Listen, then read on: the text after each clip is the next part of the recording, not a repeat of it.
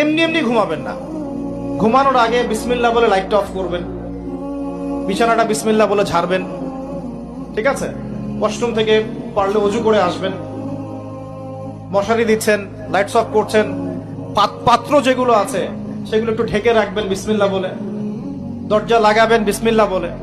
এরপর 3 বার পড়বেন সূরা ইখলাস একবার, সূরা ফালাক একবার, সূরা নাস একবার, পরে হাত একত্রিত করে ফু দিয়ে গা মাসাহ করবেন। এই কাজটা 3 বার করবেন। একবার আয়াতুল কুরসি পড়বেন, সূরা বাকারার 255 নম্বর আয়াত, আল্লাহু লা ইলাহা ইল্লা হুয়াল হাইয়ুল কাইয়ুম, এটা শেষ পর্যন্ত। এরপর সূরা বাকারার শেষের 3টা আয়াত পড়বেন, লিল্লাহি মা ফিস সামাওয়াতি, এখান থেকে ফানসুরনা আলাল কওমিল কাফিরিন পর্যন্ত। তারপর ডান কাতে পাশ ফিরবেন, বলবেন আল্লাহুম্মা বিইসমিকা আমুতু ওয়া আহইয়া।